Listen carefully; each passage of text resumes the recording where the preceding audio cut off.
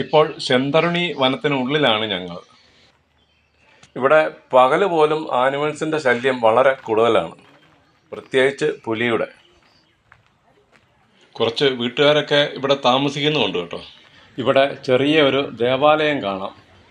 ദേവാലയത്തിൽ കുറച്ച് ആൾക്കാർ ഇരിപ്പുണ്ട്. ഇന്ന് ഞായറാഴ്ചയാണല്ലോ. യുവാക്കളുടെ ഒരു സംഘം ബൈക്കിൽ വന്നവരാണ് പോകുന്നത്.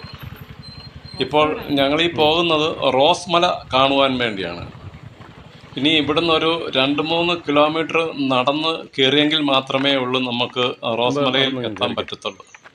ഈ വഴിയുടെ 2 വശവും കണ്ടോ, കോലിഞ്ചിയുടെ കൃഷിയാണ് ഏറ്റവും കൂടുതൽ ഇവിടെ. നമ്മുടെ ഏലം പോലെ നിൽക്കും, അത് കോലിഞ്ചിയാണ്. പിന്നെ കുരുമുളക്, ഗ്രാമ്പു ഇതൊക്കെ ഇങ്ങനെ കാണാം. ഇവിടെ കുറച്ച് വീടുകളൊക്കെ ഉണ്ട്, പക്ഷേ ആൾക്കാരെ ഒന്നും പുറത്തോട്ടങ്ങനെ ഒന്നും കാണുന്നില്ല, പ്രത്യേകിച്ച് കുട്ടികളെ. ഈ ആനിമൽസിൻ്റെ ശല്യം ഒക്കെ ഉള്ളതുകൊണ്ടാകാം എല്ലാവരും അകത്ത് തന്നെ ഇങ്ങനെ ഇരിക്കുന്നത്. ഈ ട്രിപ്പിൽ ഞങ്ങൾ 34 പേരാണ് ഉള്ളത്. ഇനി നമ്മൾ റോസ്മല വ്യൂ പോയിന്റിലോട്ട് കയറാൻ വേണ്ടി ഈ ടിക്കറ്റ് കൗണ്ടറിൽ നമ്മൾ പാസ് എടുക്കണം. ഒരാൾക്ക് 70 രൂപയാണ്. ഇനി ഏതാണ്ട് 1 കിലോമീറ്ററോളം നമ്മൾ മല കയറണം. ഈ ടിക്കറ്റ് കൗണ്ടർ കണ്ടോ, കാട്ടുതേന, കുന്തിരിക്കം അങ്ങനെയുള്ളതൊക്കെ ഇവിടെ കിട്ടും. ഞാൻ കഴിഞ്ഞ ഇടയ്ക്ക് ഗവി പോയപ്പോൾ ഞാൻ അവിടുന്ന് മേടിച്ചിരുന്നു. കുഴപ്പമില്ല, നല്ല സാധനമാണ് കേട്ടോ. ഇവിടെയൊക്കെ മിക്കവാറും ഫോണിന് നെറ്റ്വർക്ക് കവറേജ് ഇല്ല കേട്ടോ. ഒരു 10-20 കിലോമീറ്ററോളം നെറ്റ്വർക്ക് ഇല്ലാതെയാണ് നമ്മൾ വന്നത്. ഇവിടെ കുറച്ച് ഭാഗത്ത് ഇടയ്ക്ക് കിട്ടുന്നുണ്ട്. ഇനി ഇവിടുന്ന് അങ്ങോട്ട് വനത്തിൽ കൂടിയുള്ള കയറ്റമാണ്. അത് കയറി പോകുന്ന കാര്യം കുറച്ച് ബുദ്ധിമുട്ടാണ്. മുഴുവനും ഉണ്ട കല്ലുകളെല്ലാം. എല്ലാവരും അവിടെ ഇവിടെയൊക്കെ ഇരുന്നുമൊക്കെയാണ് കയറുന്നത്. പക്ഷേ ഇവിടെ ഏറ്റവും ശ്രദ്ധിക്കേണ്ടത്, ഇവിടെ പകൽ സമയം പോലും പുലി ഒക്കെ മിക്കവാറും ഇറങ്ങി വരുന്ന ഒരു സ്ഥലമാണ്. ഇവിടെയും ചീവീടിൻ്റെ വലിയ ബഹളം കേട്ടോ. അത് നമ്മൾ ഈ ഫോറസ്റ്റുകളിൽ എവിടെ ചെന്നാലും നമുക്ക് കേട്ടോ. ഡാമിൻ്റെ പോകുന്ന വഴിക്കുള്ള ഒരു കാഴ്ച കണ്ടോ, ഡാമിൻ്റെ റിസർവോയറാണ്. നല്ല ഒരു മനോഹരമായ കാഴ്ച. അവിടെ നോക്കി നടക്കണം കേട്ടോ. നമ്മുടെ ക്ഷീണമെല്ലാം പോകും നമ്മൾ ഈ കാഴ്ചയൊക്കെ ഇങ്ങനെ കണ്ട അവിടെ നിൽക്കുമ്പോഴത്തേക്കും. ഞങ്ങളുടെ കൂടെ വരുന്നവരെല്ലാം കുറേ പേര് കയറി വരുന്നു, കുറച്ച് പേര് മുമ്പോട്ട് കയറിപ്പോയി. എല്ലാവരും ഈ കല്ലെല്ലാം ഇരുന്നുമൊക്കെയാണ് അങ്ങോട്ട് കയറുന്നത്. നമ്മളങ്ങനെ ഏതാണ്ട് മുകളിൽ നമ്മൾ എത്തിയിട്ടുണ്ട്. ഇതുകൊണ്ടോ, പരപ്പാർ വ്യൂ പോയിൻ്റാണ് റോസ്മല. ഈ നേരെ കാണുന്നത് ഫോറസ്റ്റ് ഡിപ്പാർട്ട്മെൻറ്റിൻ്റെ ഒരു വയർലെസ് സ്റ്റേഷനാണ്. അതിൻ്റെ മേളിൽ നമുക്ക് ഒരു വാച്ച് ടവറാണ്. അവിടെ നിന്ന് നമുക്ക് ഇവിടെ മുഴുവൻ കാണാം. ഇവിടെ വന്നപ്പോൾ തന്നെ നല്ല ഒരു സുഖം, നല്ല കാറ്റ്. ഇദ്ദേഹത്തെ കണ്ടോ, സുകുമാരൻ ചേട്ടൻ, മൂവാറ്റുപുഴക്കാരനാണ്. BTCയിലെ 112ാമത്തെ ട്രിപ്പാണ് ഇദ്ദേഹത്തിൻ്റെ. യാത്രയുടെ ഉള്ള പ്രണയം കാരണം പുള്ളിക്ക് പലയിടത്തുനിന്നും പുരസ്കാരങ്ങളൊക്കെ കിട്ടിയിട്ടുള്ളതാണ്. 76-ാം വയസ്സിലും യാത്രയുടെ ഉള്ള പ്രണയമാണ് ഇദ്ദേഹത്തിന്. പുള്ളി ഒരു ഞായറാഴ്ചയും വീട്ടിൽ വെറുതെ ഇരിക്കത്തില്ല. എല്ലാ അവധി ദിവസങ്ങളിലും ഏതെങ്കിലും ഡിപ്പോയിൽ നിന്ന് ഇതുപോലെ വിനോദയാത്രയ്ക്ക് ഇങ്ങനെ പോയിക്കൊണ്ടേയിരിക്കും. ഈ റോസ്മലയുടെ മേളിലും ആദ്യം കയറി ചെന്ന ഇദ്ദേഹം. ഈ ട്രിപ്പ് കോട്ടയത്തുനിന്ന് 5 മണിക്കാണ് സ്റ്റാർട്ട് ചെയ്തത്. അതിന് അദ്ദേഹം 2 മണിക്ക് മൂവാറ്റുപുഴയിൽ നിന്നും കോട്ടയം സ്റ്റാൻഡിൽ വന്ന് നിൽക്കുകയായിരുന്നു. അങ്ങനെ ഇന്നത്തെ യാത്ര ഞങ്ങളുടെ കൂടെ ആയപ്പം ഞാൻ പരിചയപ്പെട്ടാണ് സുകുമാരൻ ചേട്ടന്. ഒരു രക്ഷയുമില്ലാത്ത കാഴ്ച ഇവിടം. ഈ സ്ഥലം കൊല്ലം ജില്ലയിലെ പത്തനാപുരം താലൂക്കിൽപ്പെട്ട കുളത്തൂർപ്പുഴ പഞ്ചായത്തിലെ ഒരു വാർഡാണിത്. ഇത് ആര്യങ്കാവ് വനം റേഞ്ചിനും തെന്മല വന്യജീവി സങ്കേതം ഉണ്ടല്ലോ, അതിൻ്റെ രണ്ടിൻ്റെയും കൂടെ ഇടയ്ക്ക് ഈ സ്ഥലം വരുന്നത്. ഇവിടെ ബ്രിട്ടീഷുകാരുടെ കാലത്ത് ഇവിടം തേയിലത്തോട്ടമായിരുന്നു. ഇവിടെ ഒരു മെഷീൻ വർക്ക് ചെയ്യുന്ന പോലെ ഒരു ശബ്ദം കേട്ടോ. അത് ചീവീട് കരയുന്ന ശബ്ദമൊക്കെ കേൾക്കുന്നത്. ഞങ്ങൾ 34 പേരെ ഉള്ളെന്ന് ഞാൻ പറഞ്ഞല്ലോ. കാരണം ഈ ഓഫ് റോഡ് കയറുന്ന ചെറിയ ബസ്സിൽ ഒരുപാട് പേർക്ക് കയറാൻ പറ്റത്തില്ലല്ലോ. അതിൽ ഇത്രയും പേർക്കേ കയറാൻ പറ്റത്തുള്ളൂ. അതുകൊണ്ടാണ് നമ്മൾ കോട്ടയത്തുനിന്ന് 34 പേരാണ് ഈ ട്രിപ്പിനകത്ത് ഉള്ളൂ. അല്ലാതെയൊക്കെ നമ്മൾ സാധാരണ പോകുമ്പോൾ നമുക്ക് 49-50 പേർക്ക് പോകാം വലിയ ബസ്. ഇവിടെ അത് പറ്റില്ല ഈ ട്രിപ്പിൽ. ഇപ്പം ഞങ്ങൾ കോട്ടയത്തുനിന്ന് വന്ന ബസ് നമ്മൾ ആര്യങ്കാവ് ഡിപ്പോയിൽ ഇട്ടിട്ട് ആര്യങ്കാവ് ഡിപ്പോയിൽ നിന്നാണ് നമ്മൾ പിന്നെ ഈ ഓഫ് റോഡ് ബസ്സിൽ കയറുന്നത്. അവിടെ നിന്ന് നമ്മൾ ഇങ്ങോട്ട് പോരുമ്പോഴത്തേക്കും കാനന ഭംഗി ശരിക്ക് കണ്ട് ആസ്വദിച്ച് പോരാവുന്ന ഒരു ട്രിപ്പാണിത്. ചെന്തരണിയിൽ ഒരു ചെക്ക് പോസ്റ്റ് ഉണ്ട് ഫോറസ്റ്റ് ഡിപ്പാർട്ട്മെൻറ്റിൻ്റെ.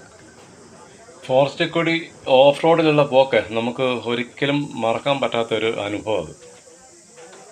ഈ ഓഫ് റോഡിന് ക്രോസ് ആയിട്ട് പലയിടത്തും ഈ റോഡിന് ക്രോസായിട്ട് ഇങ്ങനെ ചെറിയ അരുവികളൊക്കെ ഉണ്ട്.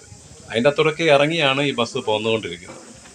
ഇതുപോലെയുള്ള യാത്രകളൊക്കെ ചുമ്മാ ഇടയ്ക്കൊന്ന് ചെയ്തു നോക്കണം. ജീവിതത്തിലെ ഒരു അനുഭവമാണ്. നല്ല നമുക്ക് ഒരിക്കലും മറക്കാൻ പറ്റില്ല ഇതൊന്നും. പിന്നെ ഇവിടെ ഇടയ്ക്കൊന്നും വാഹനം നിർത്തരുത്, വാഹനത്തിൽ നിന്ന് ഇറങ്ങരുതെന്ന് പ്രത്യേകം പറയുന്നുണ്ട്. കാരണം ആനിമൽസിൻ്റെ വലിയ ശല്യമാണ് ഇവിടെയൊക്കെ. ഈ ഓഫ് റോഡെന്ന് പറഞ്ഞു കഴിഞ്ഞാൽ ഒരു വണ്ടി കഷ്ടിച്ച് പോകുന്ന വീതിയെ കാണത്തുള്ളൂ, കൊടും വളവും. ഒരു മാസം മുമ്പാണ് ഞാൻ ഗവിക്ക് പോയത്. എനിക്ക് തോന്നുന്നു ഗവി യാത്രയെക്കാട്ടിലും ഒന്നും കൂടെ സുഖമായിട്ട് വനം ഇതെല്ലാം കണ്ട് ആസ്വദിച്ച് പോരാൻ പറ്റുന്ന സ്ഥലം എനിക്ക് തോന്നുന്നു ഈ റോസ്മലയാണെന്ന് തോന്നുന്നു. നമ്മൾ ആ വാച്ച് ടവറിൻ്റെ മേലോട്ട് കയറുമ്പം ആ സ്റ്റെപ്പിൻ്റെ തകിട് കിടന്ന് ഇളകുന്ന ശബ്ദം ഇടയ്ക്ക് കിടാന്ന് കേൾക്കുന്നത്. ഈ ആര്യങ്കാവിൽ നിന്ന് ഓഫ് റോഡ് പോകുന്ന ഈ ബസ് അതല്ലെങ്കിൽ ജീപ്പ് അങ്ങനെയുള്ള വാഹനം മാത്രമേ ഉള്ളൂ കേട്ടോ കയറി വരത്തുള്ളൂ. അത് ഞങ്ങളുടെ ബസ് കിടക്കുന്നിടം വരെ. പിന്നെ ഇങ്ങോട്ട് ഒരു 2-3 കിലോമീറ്റർ നമ്മൾ നടന്നു തന്നെ കയറാൻ പറ്റത്തുള്ളൂ. ഞങ്ങളുടെ കൂടെ വന്നവരൊക്കെ അവിടെ നിന്ന് വർത്താനം പറയുകയും ചെയ്യുകയൊക്കെ ചെയ്യുന്ന ശബ്ദമാണ് അപ്പുറത്തേക്ക് കേൾക്കുന്നത്. ഞാൻ മാറിയാണ് ഇപ്പം കുറച്ച് നിൽക്കുന്നത്. ഈ മോളിൽ ഈ വയർലെസ് സ്റ്റേഷൻ്റെ അവിടെ ഒരു ജീവനക്കാരൻ മാത്രമേ ഉള്ളൂ കേട്ടോ. അവിടെ വേറെ ആരും ഇല്ല. അവിടെ അദ്ദേഹത്തിന് കൂട്ടായിട്ട് ഒരു പട്ടി മാത്രമേ അവിടെയുള്ളൂ. കണ്ടോ, ഞാൻ അദ്ദേഹത്തോട് ചോദിച്ചപ്പം മനസ്സിലാക്കാൻ സാധിച്ചത് ഇതിൻ്റെ കൂട്ടത്തിൽ 2 പട്ടിയും കൂടി ഉണ്ടായിരുന്നു. കഴിഞ്ഞ ഒരാഴ്ച മുമ്പ് ഈ 2 പട്ടിയും വന്ന് പുലി പിടിച്ചോണ്ട് പോയെന്നാണ് പറഞ്ഞത്. ഇവിടെ പുലിയുടെ ഭയങ്കര ശല്യമാണെന്നാണ് പറഞ്ഞത്. സന്ധ്യ കഴിഞ്ഞാൽ ഒരു രക്ഷയില്ലെന്നാണ് പറഞ്ഞത്. ഈ ജീവനക്കാരൻ 5 മണിയാകുമ്പോഴത്തേക്കും അങ്ങ് ഇറങ്ങി താഴോട്ട് പോകും. പിന്നെ ഇവിടെ ആരും കാണത്തില്ല. ഈ പട്ടി കണ്ടോ, ഇത് താഴേന്ന് ഓരോ സംഘം വരുമ്പോഴും അവരുടെ കൂട്ടത്തിൽ ഇങ്ങോട്ട് കയറിപ്പോരും. അവർ തിരിച്ചു പോകുമ്പം അവരുടെ കൂട്ടത്തിൽ അങ്ങ് ഇറങ്ങി തിരിച്ചങ്ങ് പോവുകയും ചെയ്യും. ഞങ്ങളുടെ മുമ്പ് ഈ പട്ടി ഉണ്ടായിരുന്നു, പക്ഷെ അന്നേരം ഞങ്ങൾക്ക് ഇത് അറിയത്തില്ലായിരുന്നു. ഇപ്പം ഞങ്ങൾ ഇറങ്ങി താഴോട്ട് ഇറങ്ങിയാണ്. അന്നേരം പട്ടിയും മുമ്പേ അങ്ങ് പോയിട്ടുണ്ട്. അവൻ അങ്ങനെയാണ്, അവൻ ഒറ്റയ്ക്ക് അങ്ങോട്ടും ഇങ്ങോട്ടും പോയില്ല എന്ന് പറഞ്ഞു. ഇനി അവൻ താഴെ വന്ന് കിടക്കും. ഇപ്പം ഞങ്ങൾ താഴെ എത്തി. ഞങ്ങൾ ആ ടിക്കറ്റ് ഒക്കെ എടുത്ത കൗണ്ടറിൻ്റെ അവിടെ എത്തി. അവിടെ ഒരു വീടിനോട് ചേർന്ന് ചെറിയ കടയുണ്ട്. അവിടെ ബിസ്ക്കറ്റ്, സ്നാക്സ്, വെള്ളം ഒക്കെ വിൽക്കുന്നതാണ്. അപ്പോൾ അവിടെ നിന്ന് ഞങ്ങളുടെ കൂടെ വന്ന ഒരാൾ അവന് ഒരു പാക്കറ്റ് ബിസ്ക്കറ്റൊക്കെ വാങ്ങിച്ചു കൊടുത്തു. വെള്ളവും വാങ്ങിച്ചൊരു പാത്രത്തിലേക്ക് ഒഴിച്ചും കൊടുത്തു. അപ്പോൾ അവൻ അതും എല്ലാം ഇങ്ങനെ കുടിച്ച് സന്തോഷത്തോടു കൂടി നിൽക്കുകയാണ്. അവൻ അങ്ങനെയാണ്, എല്ലാവരുടെയും കൂടെ വരുമ്പോൾ അവന് എല്ലാവരും ഈ ബിസ്ക്കറ്റ് അങ്ങനെയുള്ളതെല്ലാം വാങ്ങിച്ചു കൊടുക്കുകയും.